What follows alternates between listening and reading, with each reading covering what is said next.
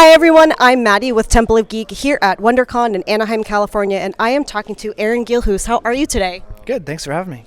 Oh, no problem. Thank you for chatting with us. So now, what are you hoping people took away from the scene breakdown panel today? I think it's cool for people just to get a background look on how their favorite projects are actually getting made by the people who are working on them every day, all day, putting their passion into it, and just gaining some kind of insight and experience from these talented folks. I think, I know I would have loved it when I was coming up to hear how people work and tips and tricks, and I hope people were inspired and just got a little bit of taste of behind the scenes. Yeah, absolutely. What's the coolest thing you've seen at WonderCon?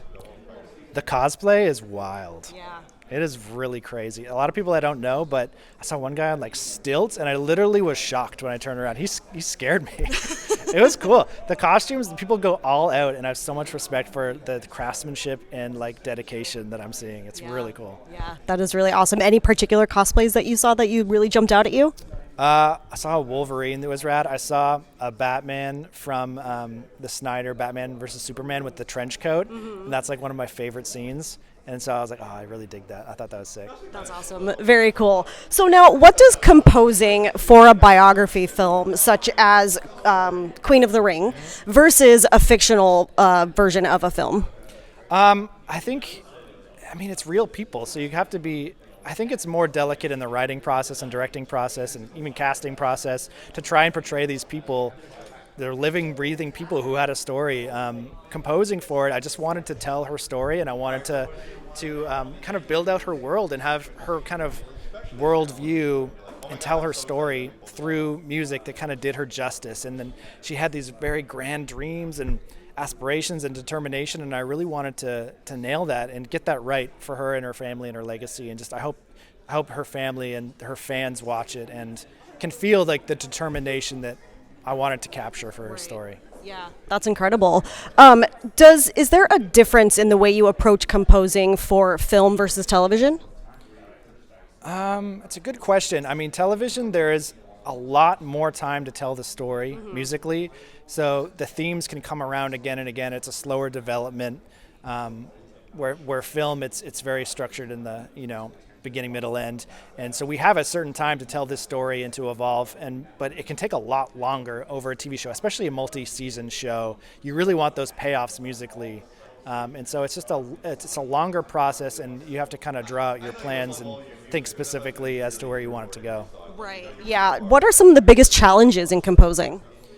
The blank page is real. It's scary. Like, you get that imposter syndrome. I think everyone does when you're on a project and you literally standing at a blank screen and you have to think up something from nothing. But once you have something, even just a little idea, you can just go with it.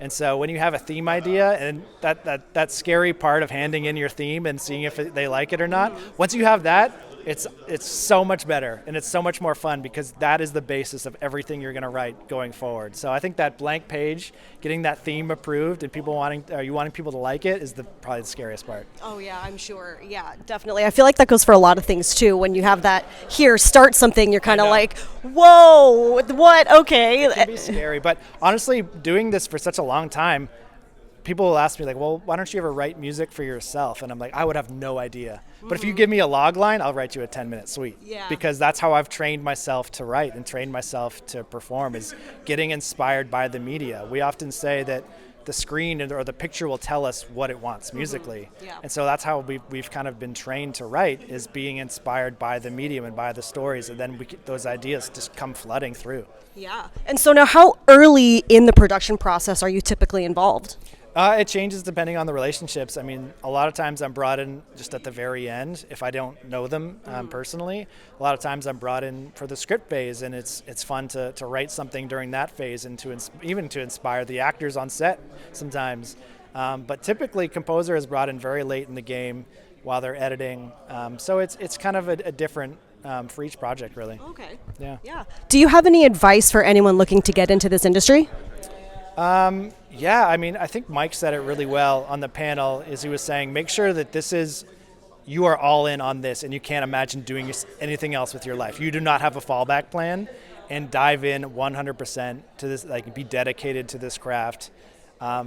and then it's a marathon. It takes time. You have to hone your craft. Like, don't message people until you're sure that your craft is where it's at, whatever that craft is. But go all in and make sure that you are developing your skills, and be patient, because it is a marathon. Yeah, absolutely. Well, thank you so much, Aaron, for taking the time to talk to me, and hope you have a great rest of your weekend. You too. Thank you so much. Thank you.